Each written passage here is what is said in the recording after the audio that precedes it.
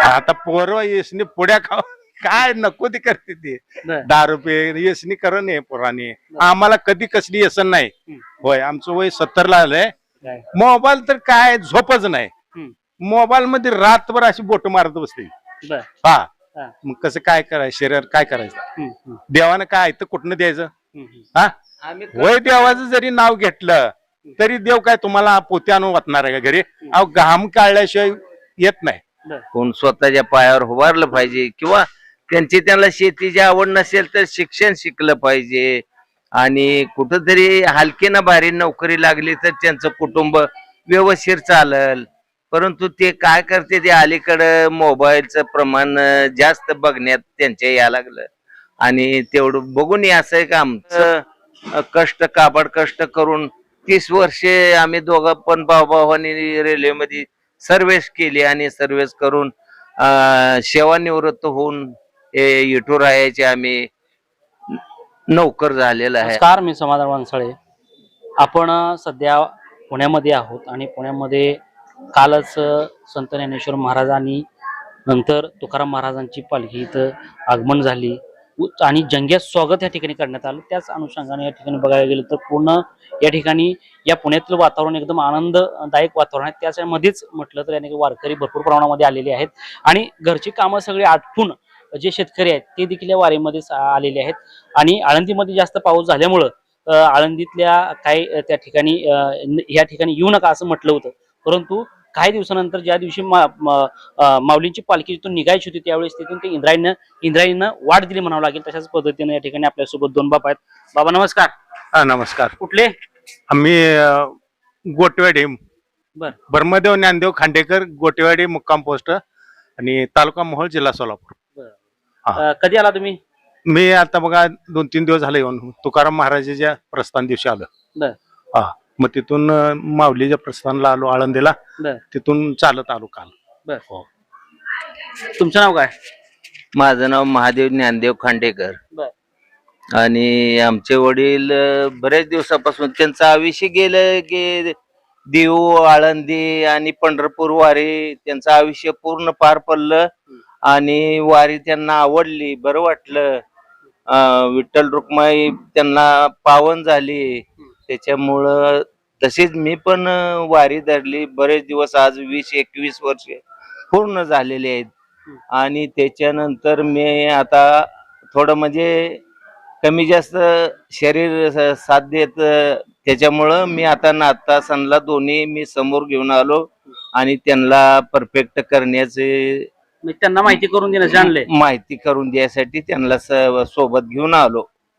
हा आणि वारीचं महत्व म्हणजे लय म्हणजे आनंदी आनंद आहे आणि गोड असल्यामुळं ते आम्हाला आवडलं आणि दोघे आम्ही सख्खे भाऊ बरेच दिवसापासून. हा आम्ही 2 जण सख्खे भाऊ. कोण मोठं कोण बारकं कोण? मी स्वतः मोठा आहे, महादेव ज्ञानदेव खांडेकर मोठा, ब्रह्मदेव ज्ञानदेव धाकटा भाऊ असे आहेत. आणि दोघंच किती वर्ष म्हणजे दोघंच? आता बरेच दोघं सोबत येताय का अगोदर तुम्ही यायला चालू केलं? अगोदर मी या लागलो, नंतर मग त्यानं यायला सुरुवात केली. त्याला पण बरं वाटलं आणि आवडलं. त्याच्यामुळं आता काय जण म्हणजे मित्रांसोबत वगैरे येतात वगैरे, पण तुम्ही दोघं भाऊ सोबतच येतात? आम्ही दोघं येतो आणि आमच्या गावातली पण काय लोक असतात. बर. ते येते ते आणि आम्ही पण कायमस्वरूपीच असतो. बर. आणि पांडुरंग आपणाला पावन झालेला आहे त्याच्यामुळं आपणाला चव लागली, त्याची गोडी आहे म्हणून आम्ही येतो. काय शेती वगैरे काय तुम्हाला? हाय की शेती बी आहे की. किती शेती आहे की 10-15 एकर शेती आहे आणि ते आम्ही काहीतरी वैरण करतो, जनावर ऊस करतोय. शेती आहे. दोघच भाऊ आहे का अजून? नाही आहे ते अजून म्हणजे आम्ही 5 जण आहे. म्हणजे तुम्ही सख्ख भाऊ आम्ही 5 जण आहे, एक बहीण आहे. 5 जण भाऊ? होय. बर. मग आम्ही दोघच येतोय वारीला. 5 जण तिघ घरी येते का? तिघ घरी. बर. मग आता तिघात थोरला कोण? अजून एक जण थोरला घरी. बर. आणि आम्ही मधले आणि आमच्या लहान 2 आहेत. बरं. मग किती मोठं कुटुंब आहे तुमचं? म्हणजे नातू वगैरे सगळे? नातू ही म्हणून बघा आमचे एका एकाला 4-4 म्हणलं तरी बघा 5 जणांची किती झाली 20 तर आहे. बर. हो.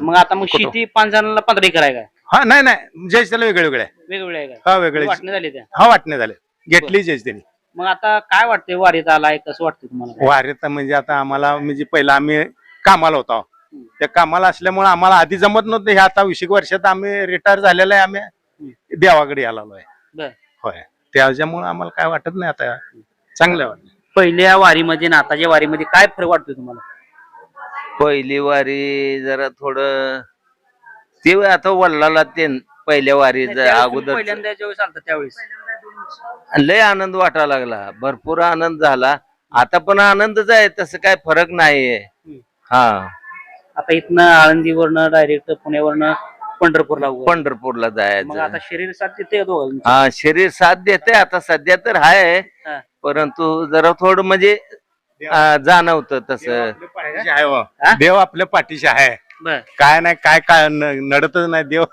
बर होय देवाचं नाव घेतलं की एकदम आनंद होतोय बर काय नाही काय नाही काय उल्हासात आम्ही नाचत नाचत जातोय कारण की पाऊस पडतोय पावसात पाऊस आहे हवामान थंड आहे बरं आहे हो 2 वर्ष हवामानात इकडे फरक पडतोय हा इथं पाऊस आहे कंटिन्यू त्याच्यामुळे इथं आनंद वाटतंय आमच्या गावाकडे थोडा पाऊस कमी आहे इथं पाऊस भरपूर झालाय इंद्रायणीला 2 वर्ष झालं पूर यायला आलाय हा ह्या 16 टायमात त्याच्यामुळं आनंद वाटायला लागला लयच भारी हो त्याच्यामुळे काय काळजी नाही सरकार कर्जमाफीचं बघ म्हणतंय काय काय खरं आहे? आता सरकार कर्जमाफी म्हणतंय मग आता काय बघू दिलं तर बरंच आहे बरं. होय शेतकऱ्याला ते शेतकऱ्यांसाठी काय म्हणाल तुम्ही काय सरकारने किंवा देवानं कसं बघितलं पाहिजे शेतकऱ्यासाठी?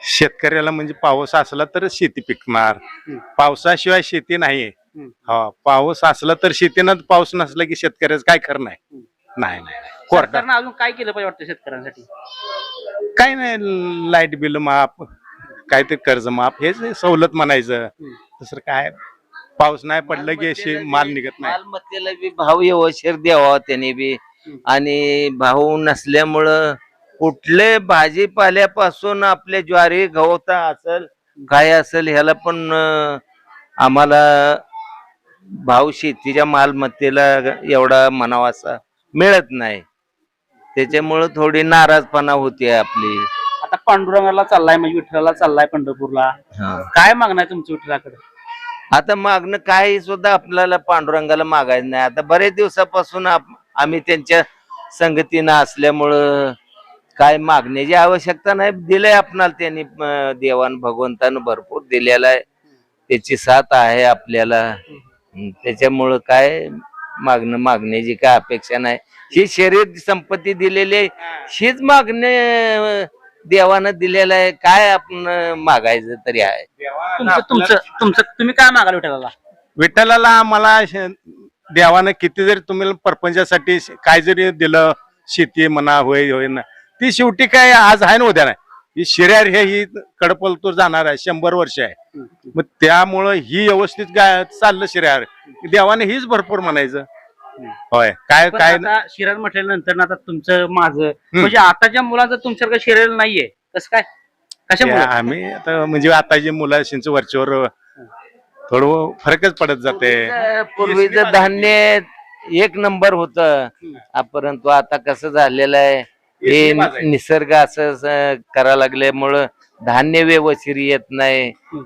त्याच्यामुळं ते त्या मालमत्तेमध्ये धान्यात खस कमी आहे त्याच्यामुळं ते शरीर तुमचं एवढं पोसत नाही हा असं आहे तुमचं काय मत आहे माझं मत म्हणजे पहिल्यासारखं नाही अन्न आताचं अन्न जरा हेच युरियामुळं नाही पहिलं शेण खताचं पिकत होतं हा युरिया नव्हताच पहिला आता समजा फवारणी आहे समजा डुप्लिकेट असल्याने आता पोरं येसनी पुड्या खाव काय नको ती करते ती 10 रुपये येसनी करण आहे पोराने आम्हाला कधी कसली व्यसन नाही होय आमचं वय 70 ला आलंय कसलीच व्यसन नाही अजून नाही नाही काय नाही काय करायला पाहिजे पोरांनी आताच्या पोराने आता जे कष्ट करायला पाहिजे कष्ट केले शरीरात चांगलं राहतंय मोबाईल बसते वगैरे काय मोबाईल तर काय झोपच नाही मोबाईल मध्ये रातभर अशी बोट मारत बसते हा मग कसं काय करायचं शरीर काय करायचं देवानं काय तर कुठनं द्यायचं हा वय देवाचं जरी नाव घेतलं तरी देव काय तुम्हाला पोते आणून वाटणार आहे का घरी अहो घाम काढल्याशिवाय येत नाही हा म्हणजे घाम गळला पाहिजे आणि त्याच्यामुळे ताकद राहते, काय म्हणताय? हा, घाम गाळला पाहिजे, त्यांनी स्वतःच्या पायावर उभारलं पाहिजे, किंवा त्यांना शेतीची आवड नसेल तर शिक्षण शिकलं पाहिजे, आणि कुठंतरी हलकी ना भारी नोकरी लागली तर त्यांचं कुटुंब व्यवस्थित चालल. परंतु ते काय करते, ते अलीकडं मोबाईलचं प्रमाण जास्त बघण्यात त्यांच्या या लागलं, आणि तेवढं बघू नये असं एक आमचं म्हणणं आहे. जुनी म्हण आहे की ते बघू नये तरच त्यांचा प्रपंच आहे. आता आम्ही एवढं मोठं काबाड कष्ट करून 30 वर्षे आम्ही दोघं पण भावानी रेल्वेमध्ये सर्व्हिस केली, आणि सर्व्हिस करून सेवानिवृत्त होऊन इटूर राहायचे आम्ही नोकर झालेला आहे आता. बर. हा, पण आता 5 जण आहेत तर कोण किती नोकरीला, कुठल्या नोकरीला म्हणताय? आता सध्या सगळे सेवानिवृत्त झालेले आहेत. बर. थोरल्या भावाचं नाव काय?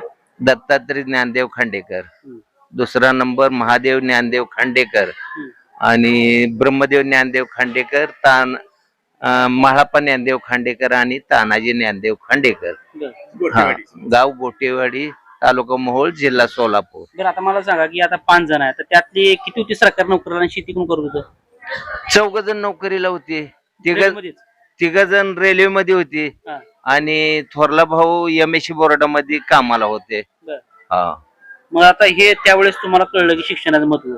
हा, आम्हाला शिक्षण त्या टायमाला एवढं शाळेचं काय म्हणजे नोकरी लागल न लागल ते पूर्वीचं दिवस वेगळं होतं, आणि नोकरी लागण्याची संधी पण वेगळी होती. आता कसं आहे, अलीकडं शिक्षणाशिवाय नोकरी नाही. बरं, मला आता तुम्ही कुठल्याच होता नोकरीला? हा, नोकरी होता तुम्ही? हा, कशात होता? इंजिनिअरिंग डिपार्टमेंट, बरं. म्हणजे ट्रॉफिक गेटमॅन म्हणून मी ड्युटी केली. हा, तुम्ही? हा, आम्ही दोघांचं काम एकच होतं. बर. हा, किमान होतो म्हणजे चायवाला लाईन चेकिंग करायची, बर. 3-4 किलोमीटर चेकिंग करायचं, बघत जायचं, बघत यायचं, त्यांचं प्रोटेक्शन करायचं, काय घोटाळा असलं तर. हा, ते त्याप्रमाणे. आता साधी नोकरी जर लागली, नोकरी जरी नसली तरी आजकालची पोरं एकदम चांगल्या पद्धतीचे कपडे घालतात, गॉगल वगैरे घालतात वगैरे, खिशात पैसे नसले तरी. पण तुम्ही एकदम नोकरी करून, 5 जण नोकरी करून देखील तुम्ही साधे वेशात एकदम साधा आहे. हा, एकदम साधं राहतो. आपणाला म्हणजे ते पाठीमाग तसं नव्हतं. फाटके कपडे हे आई वडील त्याच्यावरच आपले साधे सोय त्याच्यावर शिवून कपडे आम्ही लिहिलेली माणसं आहे.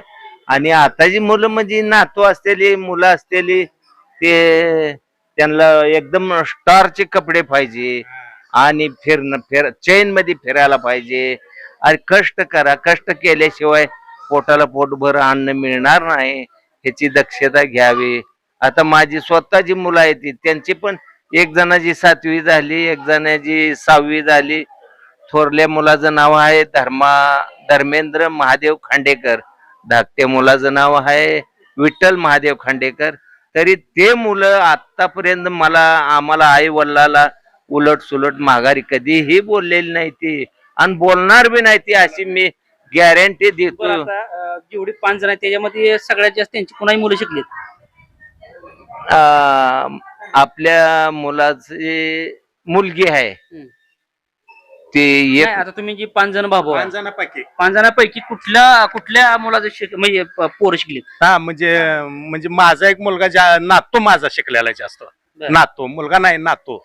आणि शेवटचा तानाजी ज्ञानदेव खांडेकर, त्याचा स्वतः मुलगा शिकलेला आहे आणि महाराष्ट्र पोलीस झालाय. बरं. तुमच्या नंतर किती लोक आता लागलेत तुमच्या घरातली नोकरीला? नाही, ते आम्ही म्हणजे 5 जणांपैकी रेल्वेकडं 2006 मध्ये मी. तुमच्या नंतर तुमची नातवंड, हा, म्हणजे तुमची मुलं दोघांचे लागले. दोघांचे लागले. कशा लागलेत? रेल्वेमध्ये बापाच्या ठिकाणी बापान वारंट द्यायचा, आणि त्याच एक ठिकाणी महाळप्पा ज्ञानदेवचा एक मुलगा रेल्वेत लागलाय, आणि ब्रह्मदेव ज्ञानदेवचा एक रेल्वेमध्ये लागलाय. 2 मुलं रेल्वेत आहे ते, आणि धाकट्या भावाचा मुलगा परीक्षांमध्ये पास होऊन पोलीस झालाय महाराष्ट्र. मग आता शेती कोण करतय घरी? मुलं जे काय घरी एक दोन असेल ते मुलगा किंवा मजूर लावून करून घेणं, हे अशा पद्धतीने करून घेते. अहो, आम्हाला तरुण पोरासाठी काय सांगाल? आणि आजकाल बघितलं तर पोराशी लुकडी सुकडी पोरं आहेत, जास्त खात नाहीत, शिक्षणाला महत्व नाही, कष्ट करत नाही ते मोबाईल बघते ते. काय कष्ट करायलाच पाहिजे हो. आणि आजकाल पाहुणं रावळं जरी त्यांचं सोयरीक बघायचं म्हणलं तर कष्ट करणाऱ्यालाच हुडकत येते ते मुलगी देऊ का म्हणून. म्हणजे अशी केस राखून तेल लावत फिरणाऱ्याला नको म्हणते ती. बरं. हा आम्ही पहिलं साध्या कपडे, आम्हाला टेरिकॉट सुद्धा नव्हतं. आता केस बिस सु- वाढते, ते गॉगल बिगल घालून बघा की काय पॅन्टी म्हणजे बरोबर येते, त्याच्यावर एकदम अशा हा, fitting एकदम. हा. काय उपयोग आहे का तमाशातले? काय उपयोग आहे? अहो कष्ट केलं पाहिजे, कष्टाशिवाय काही इलाज नाही. बरं. कष्ट आम्हाला साधे, आता मी स्वतः दंड घातलाय तो आता हम्म. म्हणजे आम्हाला ती सवय आहे हो. हम्म. हा, व्यवस्थित शिवून लिहायचं, जुनं पाण्या पद्धत विसरत नाही आम्ही, जुनी पद्धत आम्ही विसरत नाही. होय आपल्याला जरी बरं झालं तर पण महागडलं विसरायचं नाही कधी. म्हणजे जे आपली आठवण. परिस्थिती होती जशा हा, महागडलं. विसरायचं नाही. हा विसरायचं नाही. तर अशाच पद्धतीनं बघायला गेलं तर माणूस ज्यावेळेस गरीब असतो, माणूस जेव्हा अडचणीत असतो, त्याच्यावेळेस ते जे त्या लेवलचा माणूस आहे, तसं राहिलं पाहिजे. तुमच्याकडे आल्यानंतर तुम्ही त्या लेवलवर राहिलं पाहिजे, हा, तसं हा. तशा पद्धतीनं जगलं पाहिजे, तर तुम्हाला जगणं म्हटलं जातंय. आणि दुसरी गोष्ट, बाबांचं असं म्हणणं आहे की तरुण मुलांनी कष्ट केलं पाहिजे. आज बाबांची दोघांची तब्येत बघितली तर पलवानासारखी तब्येत आहे, हा. पण हे पलवान नाहीत. हे कष्ट करून खाऊन शेतीमध्ये काम करणारी व्यक्ती. सरकारी 5 जण भाऊ आहेत, तर पाचही भाऊ सरकारी नोकरीसाठी म्हणजे लागलेले होते. आता ते रिटायर झाले, त्यांची मुलं देखील सरकारी नोकरीला आहेत. आणि तरुण मुलासाठी यांनी संदेश एवढा दिलाय की व्यसनाच्या आहारी न जाता कष्ट केलं पाहिजे. कष्ट केल्यानंतर शरीर सुदृढ राहतं. अशा पद्धतीने आपण थांबतोय. धन्यवाद.